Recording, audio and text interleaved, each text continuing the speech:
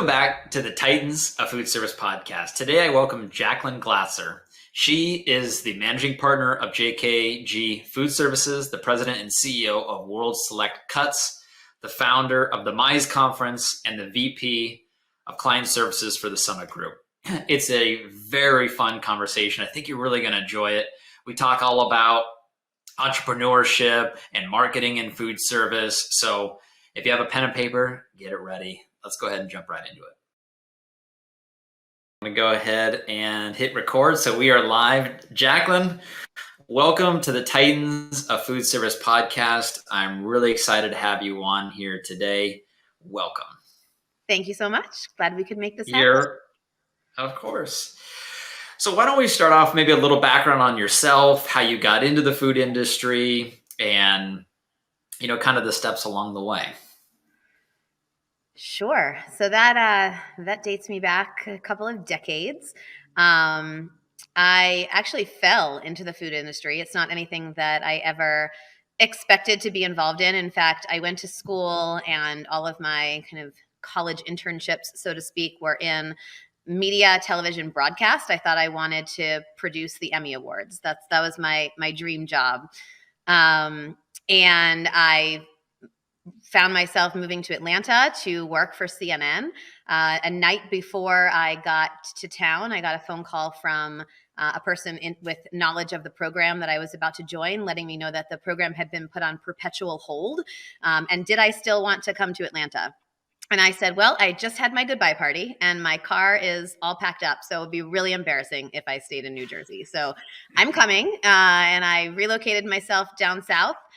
Luckily had a free place to stay as long as I needed it, and got a job at Bed Bath & Beyond facilitating shower curtain returns.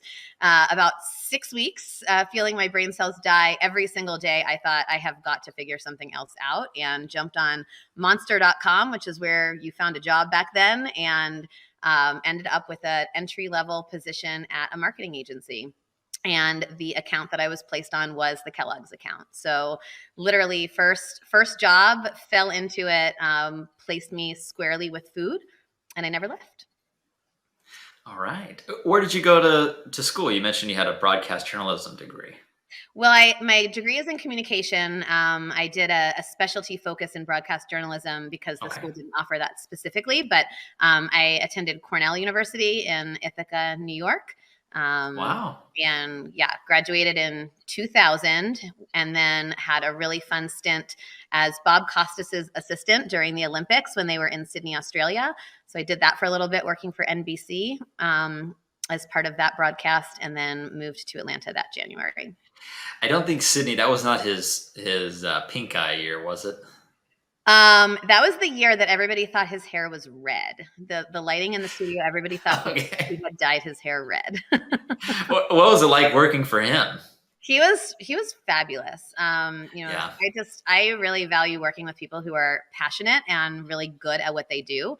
And sometimes it means that you can kind of come across a little bit aggressive or arrogant. I didn't find him to be any of those things. For me, he was really knowledgeable, dedicated. It will always stick with me that I think 2 months before the broadcast happened, he actually spent touring Australia, learning about the culture, going places so he could be knowledgeable about it while he was talking on air in an organic way. He wasn't just reading the script, so to speak. He was really involved in everything that he said on the broadcast, editing, and it felt like he really loved what he did and cared a lot about it. And I've taken that with me through my entire career. So it was fabulous.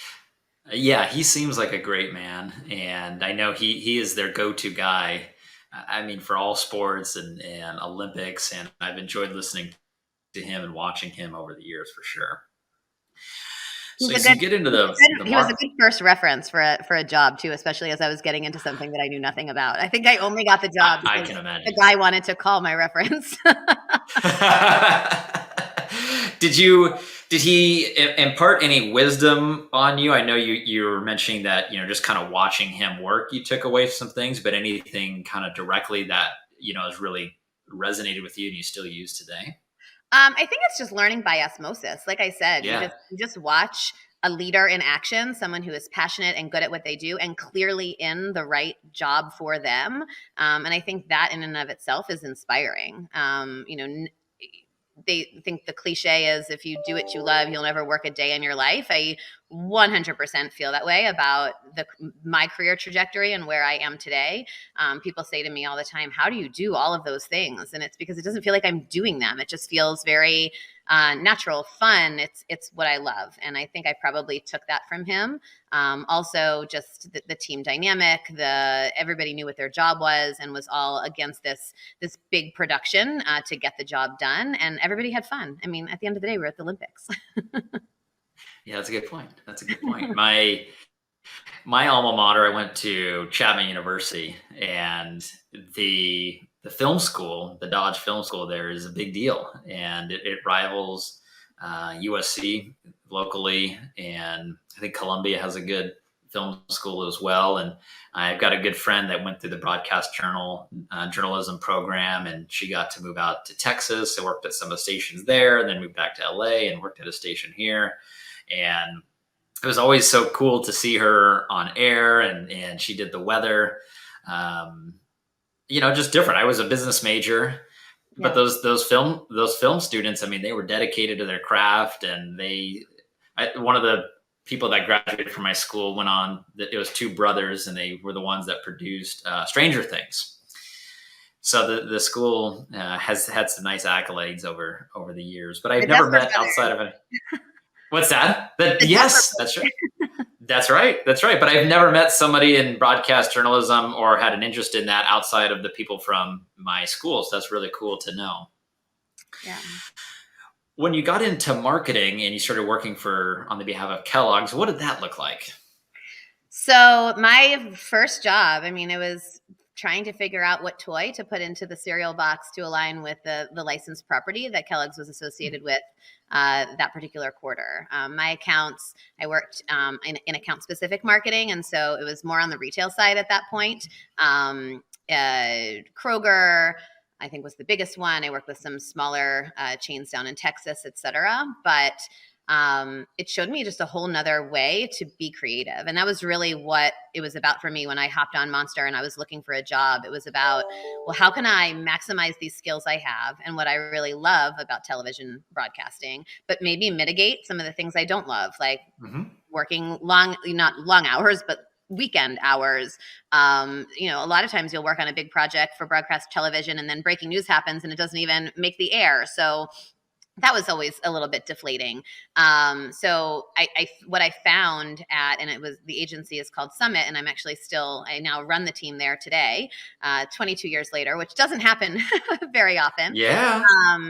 I found this outlet for creativity and project management and a little bit of event and just the skills that I loved within broadcast. And I didn't even know that I had never even heard of a marketing agency before. So I did that for about a year and a half, planning account-specific activations against property relationships like the Disney properties or NASCAR, et cetera. And then I was moved onto the NASCAR hospitality team. And so I did a year traveling the NASCAR circuit, which again, I mean, you're not working when you're doing things like this. I mean, it was just, things just kept being fantastic. I was very Britney Spears with my headset and my sign, and I would take grocery executives through the pits.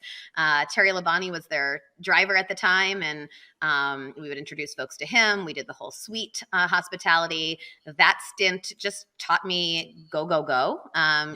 Take advantage of every opportunity that you have. I was working Monday through Friday in the office and then at the track on the weekends and, hobnobbing with top grocery store retailers. And it was another fantastic experience.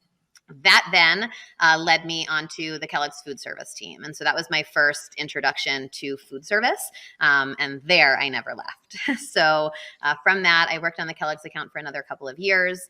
And then my career just started taking off as I became from account coordinator to assistant account executive and kind of all the way up through the agency ranks. So at this point in my career, I've touched Kellogg's, Sara Lee,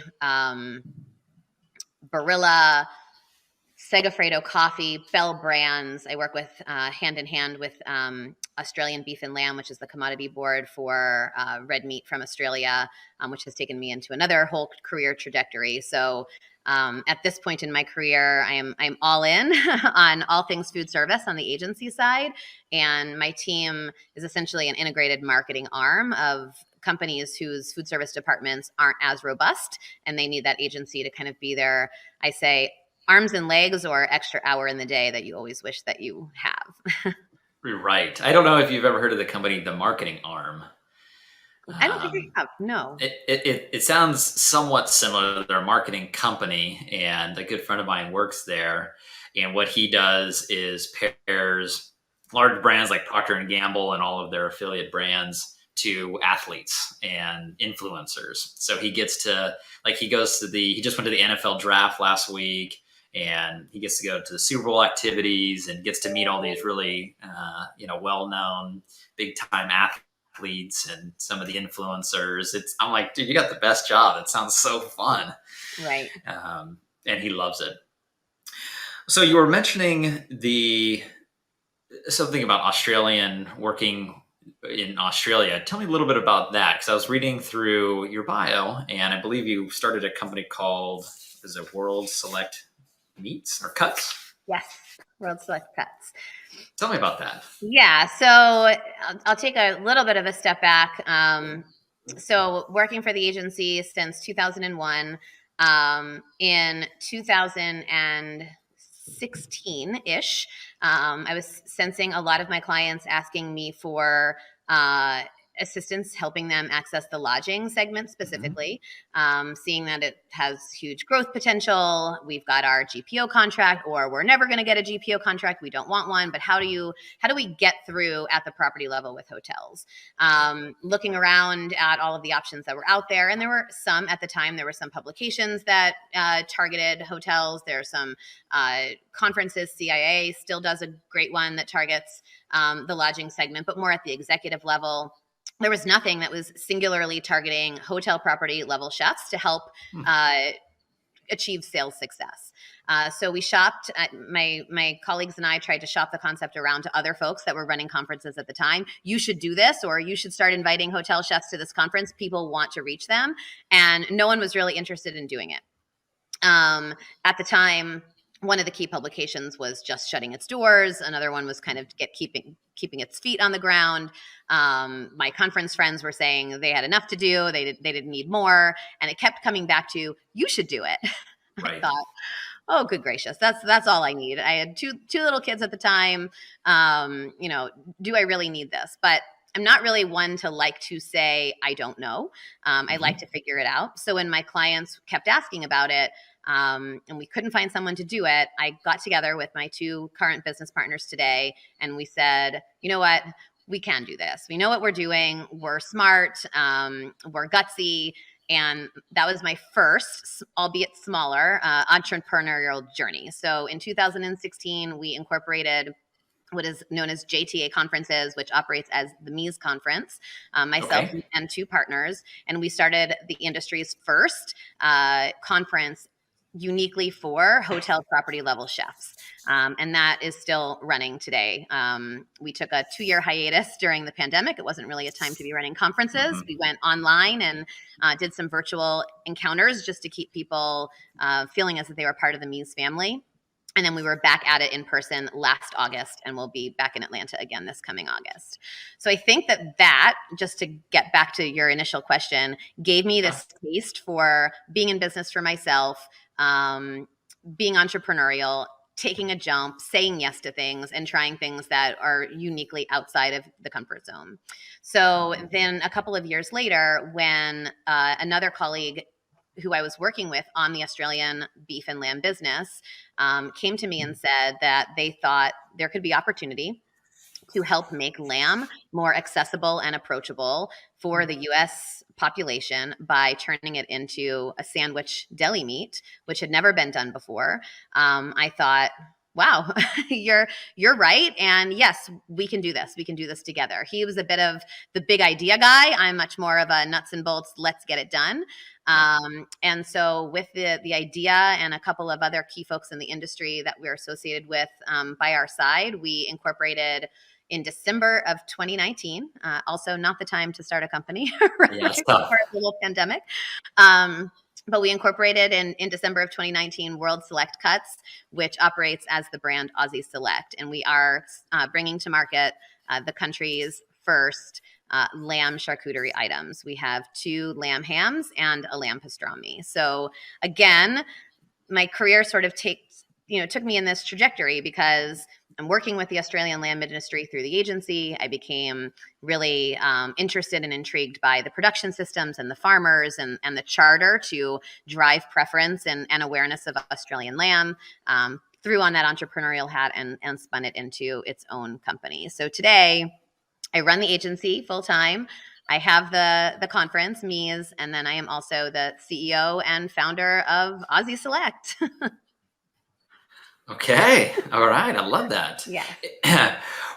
I know you started in the end of 2019, which is, as you mentioned, it's a tough time to start, especially in the food business. But where is World Select Cuts today? Are you in retail, food service? What has that journey been like? The journey has been that image of entrepreneur. What's the word? Whatever that you see on LinkedIn all the time, that roller coaster where this is a great idea. I'm fantastic. What am I doing? This is the worst idea I've ever had. It's sort of like live in that down part of the roller coaster right now, but unbridled optimism that it's it turns around, and we celebrate literally every win that we get because it lifts our spirits and it makes us remember why it is that we're doing this. So when the pandemic hit, we basically turned ourselves inwards and worked on R&D, the flavor profiles, securing the right co-packing partners, getting the product perfected. We worked with the research firm Product Evaluations to get the product concept validated by both consumers and chefs. We did taste panels. You could do all of that during the pandemic while distributors and grocers were just trying to get their hands on any product that they could and weren't really looking to innovate within lamb specifically at all. Yeah. What it ended up meaning was post-pandemic, as you look at the data, charcuterie, you have to live in a hole to not realize how much that has exploded post-pandemic, and lamb too. Consumers went to the grocery store and couldn't find beef, chicken, pork, and rediscovered or discovered lamb for the first time. And lamb as a protein is now year on year growing faster than the other proteins that I mentioned. So we're almost at this perfect point where lamb is trending and interesting. Charcuterie is trending and interesting. The fact that we're uniquely sourcing everything from Australia, which is sustainable, all natural, pasture raised, we're pulling all of these triggers that people are interested in. I think we are at the point where now it's just about driving awareness about the product, getting to the exact right price point where we need to be at, tweaking the packaging, and moving into stores. So stores and restaurants. We are in HEB. I believe we will be in specs in Texas very soon. I just did a whole round of ECRM speed dating over the course of the last week with grocery retailers, including Target and Giant and Safeway, et cetera. So driving interest and uptake. Some of these things are a little bit of a slow burn. I'm sure you know that well as well. It's not their reset cycle, or they're not looking at charcuterie right now, or whatever the excuse might be. Sometimes you just have to hit the person at the right moment. But I think that all signs point to positive that we will be coast to coast. We are in e-commerce, so any consumer can find us through several different e-commerce sites right now, and that is a 4-ounce pre-sliced product. Taking one step back, we also offer the products as whole roast items to be sliced, and that is our food service item. That was the one that came out first. Unfortunately, food service being slower to uptake, distributors being much more difficult to work with, especially Yeah. at this time of the industry. They got stuck with so much product post-pandemic. I think a lot of them are reticent to bring on untested new categories right now. And we had this great food service item and just have had difficulty pulling it through. Conversely, the retailers all wanted it, but we didn't have the 4-ounce pre-sliced, which is now, it has just become available in March. So I think finally the stars are aligning. I'm in the process of hiring some sales folks to help us with food service, just trying to find that magic potion. Is it brokers? Is it full-time salespeople? Is it working with key distributors? Are they broadliners? Are they specialty distributors? And I know marketing, and I've spent the bulk of my career helping products effectively market in food service. But when it comes to the sales side, it is all new. So I've definitely not done everything right. I've learned a lot as the process has gone forward. But I know with confidence that we have the right product at the right time. So it's just a matter of kind of connecting those dots. The pastrami won the Spirit of Innovation Award. It won the Progressive Grocer Editor's Pick. The product line was identified as one of 11 products at the Fancy Food Show this year as a product to watch. There were 1,500 companies exhibiting. Food and Beverage Magazine just named it as a product to watch. We have fantastic chef testimonials. Everyone that tries it loves it. It actually over delivers on the palate. So you can see I'm excited and optimistic. It's just, getting people to write you back. Yeah, it's difficult. My dad and I, we started our food service brokerage company back in 2015, and I was 6 days out of business school getting my undergrad. And my whole time in school, I was doing case studies on big companies and how they operate, but no one told me the difficulties of entrepreneurship. I think there's a view of entrepreneurs. You see the entrepreneur on top of the mountain, and they've accomplished so much success, but there's so much turmoil and ups and downs in their journey. And I remember the first few years, it was very difficult. We would lose good brands that we represented, and we were just inconsistent in our service offering. But it really was the pandemic where, we were up against the ropes, just as every other food company was at the time, where I felt like I finally started to become an entrepreneur and started to learn how to grow my business and scale my business. But the initial part of starting that business was very difficult because it's my dad and I, we did everything from marketing to advertising to sales to finance to bookkeeping. I mean, we did everything. But as time goes on, we started to get the financial resources to what I like to call buy back our time, find people that are better at sales than we are, find people in accounting that are way better than we are, marketing better than we are. And our business started to grow. For the brands that we represent, trying in a market, in any specific market, let's take Southern California, where I'm based, for a brand to go from zero to their first 1 million in sales, it's difficult to do that. And the distribution channels and working with operators and having relationships, kind of you alluded to, do you start with a broker? Do you start with a distributor? With your marketing background, I'm curious though, because I love marketing. It's something that I feel like I'm decent at, but it's something that I'm passionate for. What would this would be more of an advice question. What would be some advice you would give to brands out there on, let's just say, food service marketing? New brands, existing brands that are successful in retail and looking to move into food service. I think different strokes for different folks, and I think that's what makes that's what makes it so dynamic.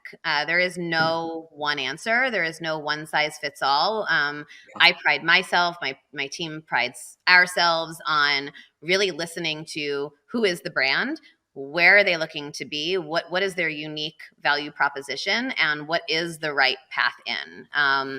For a company like Barilla, who I've been working with for 15 years, when we first started working with them, they had sales. They had a distribution network. They had invested in a direct sales team and a broker network, but they had never done marketing to drive awareness that great blue box I can get inside the grocery store is now available in food service. And so for a company like that, the marketing proposition, well, first of all, they have a lot of different dollars to work with than a startup, right? Yes. But it also looks different than a company like Aussie Select, which doesn't have a brand, doesn't even have a category that people can associate with. Our trajectory into food service is completely different. So I think the best advice is to do a bit of analysis and to work with someone that you trust, to ask hard questions about, why are you doing this? Does it make sense to be doing it? Who are your competitors? What are they doing? And who is the best target for you? And how do you reach that target? In the case of Barilla, they were successfully working with very significant chain restaurants, and they were looking to start to expand their network. And there's no shortage of places to market in food service. There's so many fantastic dynamic segments that you can go after, and all of them are relevant for pasta. But for the first 2 or 3 years, it was all about K through 12 and college and university. It wasn't to say healthcare wasn't important or lodging wasn't important or we didn't care anymore about the street accounts and restaurants and fine dining. It was just, we are going to funnel all of our energy into these 2 segments, and we're going to do it as best as we can. And then in year 3, we can expand. And in year 5, we can expand again. And oh, look, now there's a new product line, coming in. We almost have to do it all over again and target that product line to those segments. And it's just starting slow, walking before you run, being focused, knowing what your unique value proposition is, and selling it to the individual person. So much in food service, I think that's done wrong, is people try to sell their whole product line to everyone with the same message, because you can do that in retail. You can't do that in food service. How you sell to a K through 12 food service director is really different than what's going to resonate with, a hotel chef. And so working with folks, again, that you trust or that are knowledgeable about food service, that can help you craft the right message at the right time, for your right product. And it might not be your whole portfolio. I think that's the best advice that I could give. Yeah. I totally see what you mean. There's a different strategy for someone who's more established, like a Barilla in food service, versus, your tech startup out of Silicon Valley, might have a different viewpoint. For the brands that have established business in food service, what are maybe some tactics that they can use on the marketing side? A lot of times I get calls from my manufacturer clients, and they ask, what do other manufacturers do on their marketing side? Because I think on food service, the robustness of marketing is not as much as it is on their retail side. A lot of times the marketing might be around point of sale, or having table tents or pop-up banners for food show specific marketing things, or maybe some marketing tactics for established food service brands.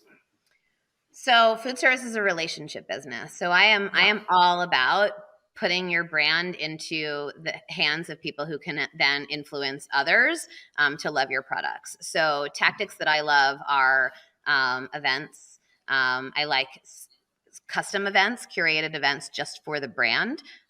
Sometimes you can't do that right away. Sometimes you have to go to somebody else's party before you can get somebody to come to your party.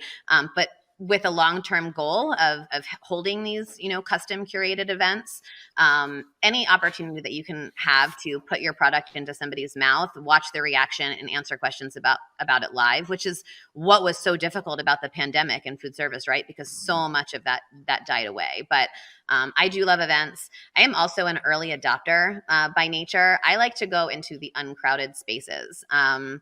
I like to work with people to understand what is nobody else doing, and why are they not doing it, and how can we make it work for this particular brand. How do you catch somebody when they're not expecting to be caught, and how can you do so with a message that's going to resonate and catch them in this aha moment. I think there always needs to be this underpinning of brand awareness and brand availability, and especially now more than ever, supply chain availability. You can get my product. I'm not going to just make you excited about it, but yes, you can call your distributor and you can put your hands on it. Less difficult for a known brand than for a new brand. But yeah, today for me, it's all about events, custom curated experiences, putting product into people's mouths, less trade show, more conference and experience. And I'm also playing a lot with digital. Expand on that. digital? You're gonna get me to give away all my secrets. Um, you can do so much more with your dollars in digital Mhm. than you can anywhere else. It's incredibly efficient, and efficient not just in the cost of the spend, but in terms of the effectiveness of the cost of the spend. With the data that is available out there now, you can test and push out messages to all sorts of different people and key decision makers in a way that you never could before. We are working with a partner who can actually target B2B decision makers down to where they work. And you can push out creative to them based on their place of employment and their title and decision making authority.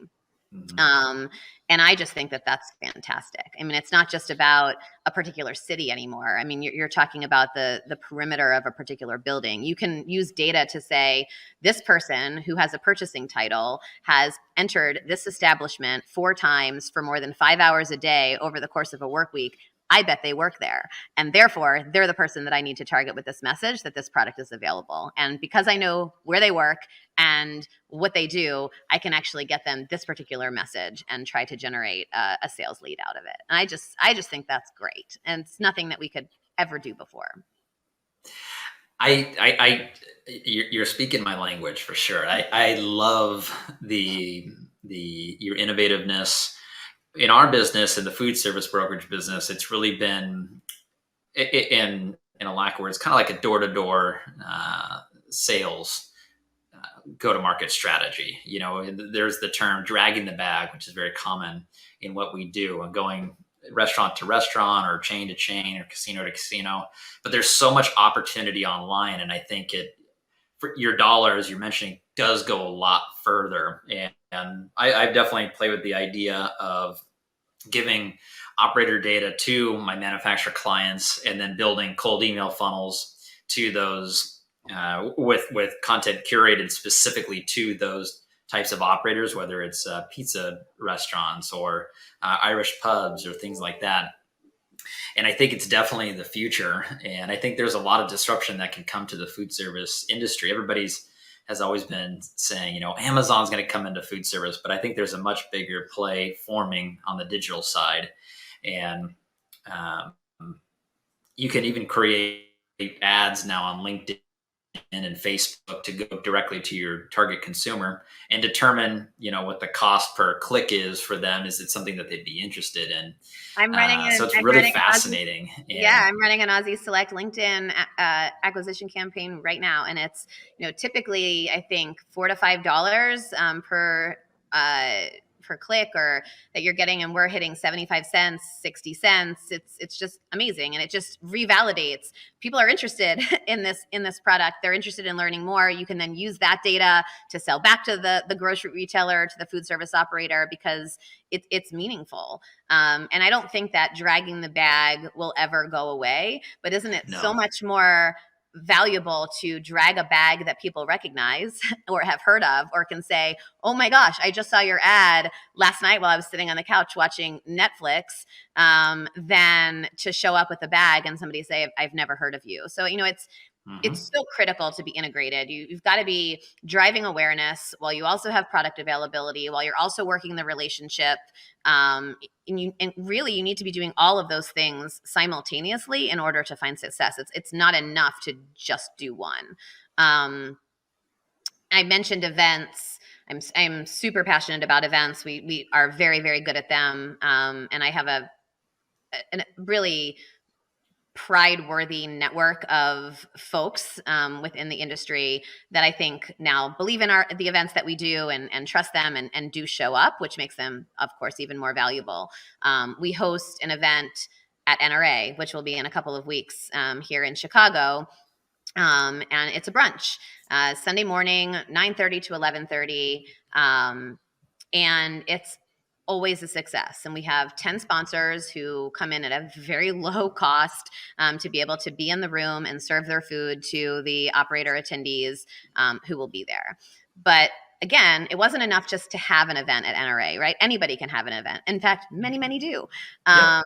When we decided we wanted to go into that space and create an event, we needed to take a giant step back and realize, where did we make sense to be? I don't like to be another one. Like I said, I like to be an early adopter. There's lots of things Mhm. happening on Saturday nights, lots of things happening on Sunday nights. People do dinners, they do big concerts.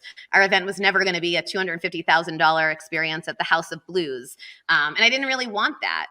But there Yeah. was all this white space in the morning before the show opens, when people need to eat something to line their stomach before they walk the show, when they're sober, when they're maybe even more receptive to having conversations, where the music isn't blaring, and no one was doing it. So Sunday morning, we have an amazing space, lots of windows. People just come for food, pop in, pop out, stay for 15 minutes, stay for the whole 2 hours. And I think that all 10 of the sponsors that do that brunch with us, none of them have a booth at the show. They use it Wow. as their main way of connecting with folks who are in town for NRA. So, I said events are important, and they are.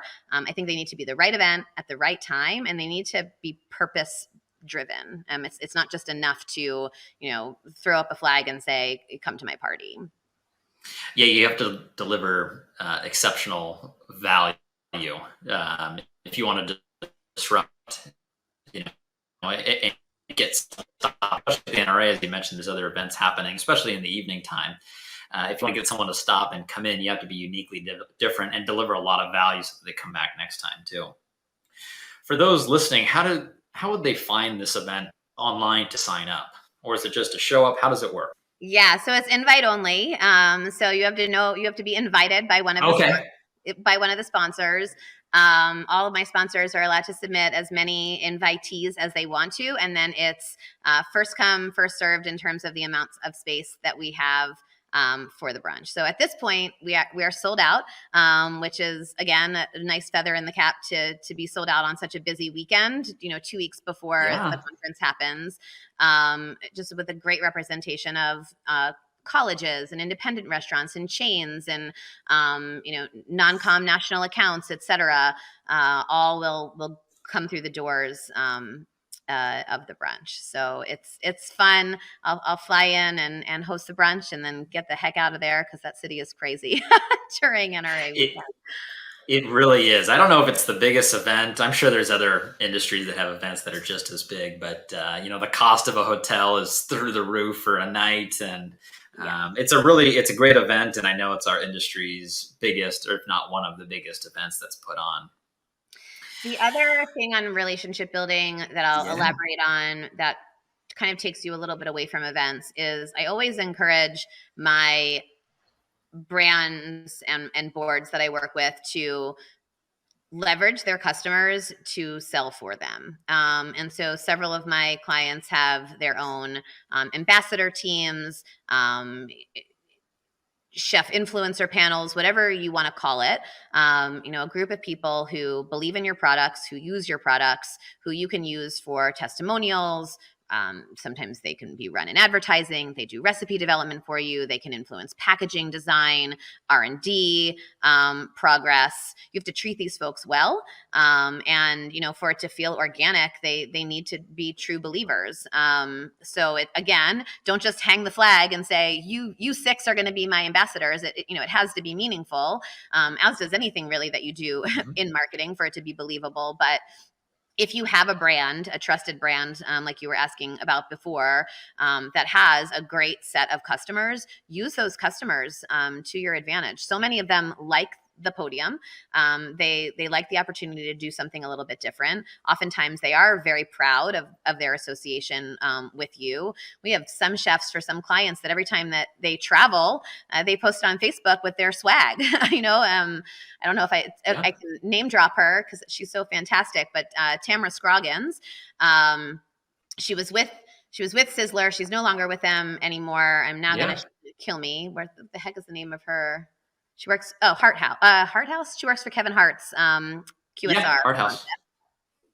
And she was a Barilla brand ambassador for years. And we gave her a backpack. And whenever she travels, she posts on Facebook, #Barilla Bag Travels. I mean, that is marketing you Yeah. can't pay for that. I shouldn't tell Tamara, thank you. I don't have a check in the mail for you right now, but yeah, I mean that kind of endorsement and friendship and relationship. I mean, we would do anything for her, she would do anything for us, and if you've got customers like that, use them, because that is what relationship marketing is all about.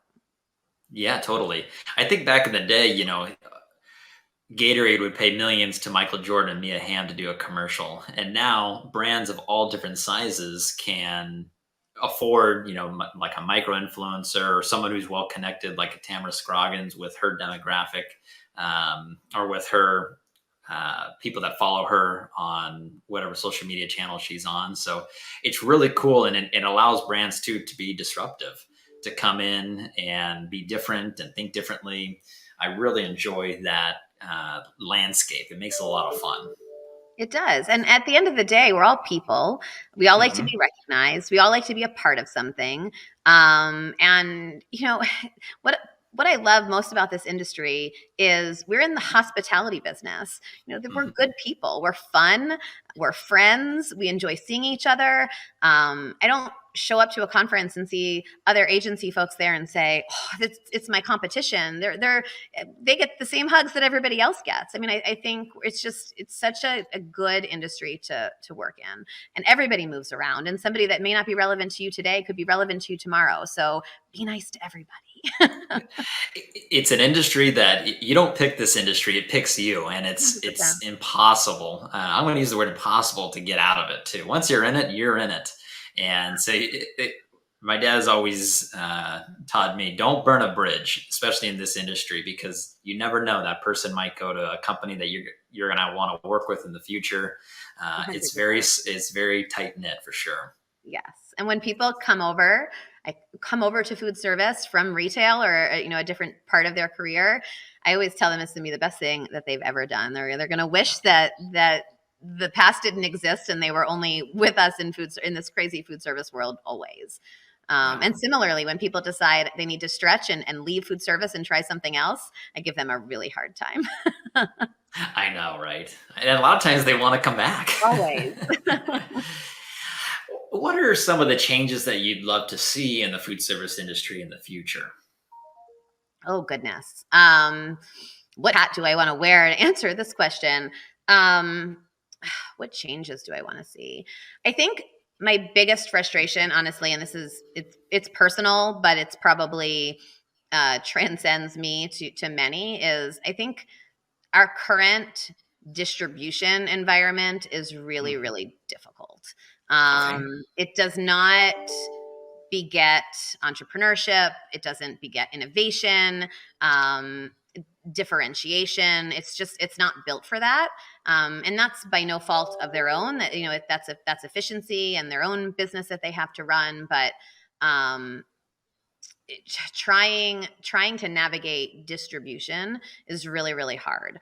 And oftentimes, chefs will get really excited about a product and they can't get their hands on it, and Mhm. that's a real shame. And I think that's to your point earlier about Amazon and whoever it's going to be, and e-commerce is booming, even Mhm. with existing distributors right now. But whoever can figure out how to connect chefs with really niche products, um, I think is going to have a winner on their hands, because there's a need for it. There's an interest in it. It's hard. If a chef wanted to order my Mhm. product today in food service, I could say to them, it's available nationwide. We are broadline distributed through US Foods. However, it's a drop ship item. So that order comes in through Mhm. me, and it comes out of my warehouse overnight shipping because it's a refrigerated frozen item. It's really costly for a chef, and it can prohibit some from using the product or finding success with it. But it also, Mhm. I understand US Foods can't stock my product in every single warehouse that they have. That doesn't make sense for their business model. So what's the happy medium? How can we stop lining the pockets? Sorry, UPS and FedEx. How can we stop lining the pockets of UPS and FedEx, and figure something out for the common good of the industry and of interesting menus and differentiation from account to account? I totally agree. And I've met some really cool entrepreneurs recently who are viewing the food service industry differently, and not so much on the distribution side, but what they're providing for manufacturers and brokers. There's a lot of innovation coming, and I'm excited to see what the future holds. I'm 30 today. I hope I can do this for, we'll see if I can make it 50 years. But it'll be fascinating to see how this industry changes, because what it'll be long in the future won't be what it is today. It's going to change and adapt very, very much. Yeah, I agree with you. I think a lot of things stayed the same for a long time, and if the pandemic did something good, it lit a fire that we can't just rest on our laurels that this industry Mm-hmm. stays the same always. So I think there's been so much more innovation this last 3 years than there was in the 3 years before that, or even the 10 years before that. So I will not profess to be an expert in distribution, in supply chain. I mean, that is this all new stuff to me, and that's why I said it's a bit of a personal answer. But my difficulty right now is navigating distribution, is figuring out who wants to work with me, and how to get the product into people's hands. Yeah, if you ever watch the show Shark Tank, a lot of times the sharks will ask the entrepreneur, the business owner, "Are you in distribution?" For certain industries, and when they're not, it's hard because it's probably in food service specific, especially, it's the hardest thing to do is to get into distribution. Once you get in and start to build traction with the operators that they service, your business can grow. But that initial just getting it stocked in there and having the pull through, or having them be able to buy enough to buy direct and do all of that, it's challenging. And I'm excited to see where your journey goes. I was doing a little bit of research online about Aussie Cuts, and I think I love the brand story. I watched a little video that you had, and I know you're going to have great success into the future. Thank you. What are some of the things that you haven't yet accomplished but want to in the future? Oh, goodness. Well, I mean, anybody that knows me that's listening to this will start to laugh because my goal is a yacht. A yacht, okay. That is my vision board. I do what I do because I am gonna sail off on my yacht, and so I tell anyone that wants to help me along my entrepreneurial journey that they get first cabin on the yacht if they help me out. But that's the fun answer. Why am I doing this? Obviously, we all do it because it's a career. We all do it because we want to be successful. For me, what have I not accomplished that I want to? I just feel really fortunate, Nick. I don't have an answer to that because I couldn't have told you 3 years ago that I would be launching a national brand, potentially a global brand today. I'm so fortunate. I would never have expected to sit on a podcast where I'm being called a titan in food service. Like, Yeah. so many things come just because I say yes, I'm optimistic, I'm friendly, I'm open, and I make myself available to things as they come. So I almost don't know what I don't know right now. I'm enjoying so much of what I'm doing. I feel like I do get to do a lot of what I like to do. I get to travel the places that I like to go. I like to hang out with the people that I like to be with. I've been so fortunate to be able to start industry leading activities like the brunch. I started the Kitchen Collaborative Initiative, which took off during the pandemic and is now something that people throughout the industry know about. I have relationships with close people that I feel so fortunate to have. I don't know. I mean, that sounds like such a fluffy answer, but I'm really happy. Yeah. My wife, she owns her own marriage and family therapy practice, and she's been doing it now for a few years. She got her master's degree and started at a different private practice, and uh, uh, built up a book of business. Started with nothing, and now she has a great clientele, and it's consistent business. And she's got some very loyal followers, and she's always like, I don't know sometimes it doesn't know what I don't know. I feel like I don't know what I'm doing. And I'm like, you are an incredible entrepreneur. You have your target demographic very well defined.